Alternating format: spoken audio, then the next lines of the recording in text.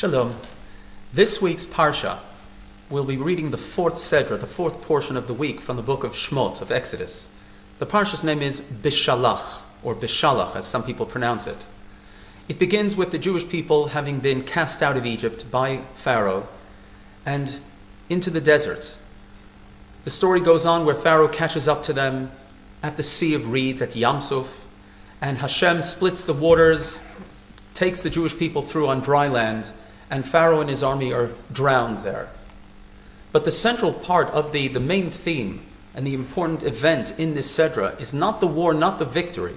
It's the song of rejoicing and of gratitude that the Jewish people burst out spontaneously in a prophetic uplifting to thank Hashem for all that He's done for them up till then.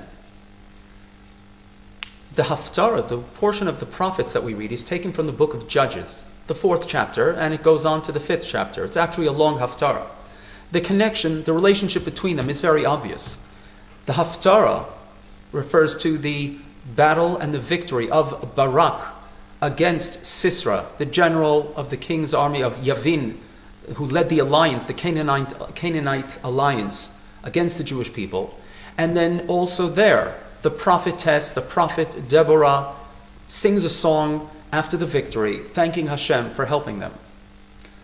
So even though the idea or the point of reference is very clear why, but the message is not as clear.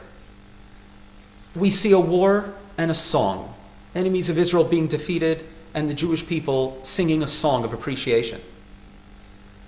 But we have to remember at the end of Beshalach, of the Torah portion, there's another war, the war of Amalek.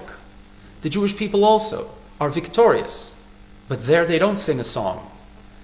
The sages, when they chose the song of Deborah from the book of Judges as the Haftarah, they were trying to remind us, why didn't the Jewish people sing a song after the victory over Amalek, at the end of the Sedra?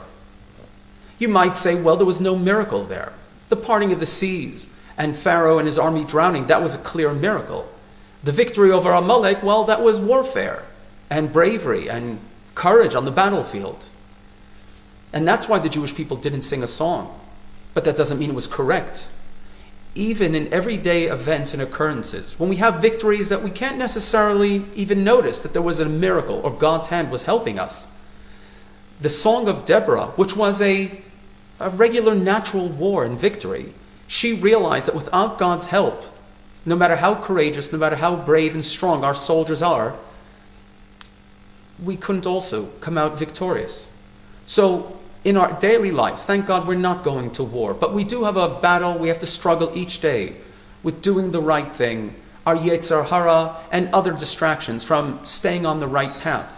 When we succeed each day doing the right thing, when we've come out victorious in the battle of the everyday life, we should also think and feel that we should show appreciation and say to Hashem, Baruch Atah Hashem, thank you Hashem for helping us.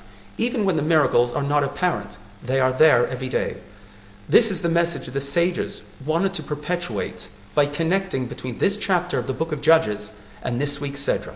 Shabbat Shalom.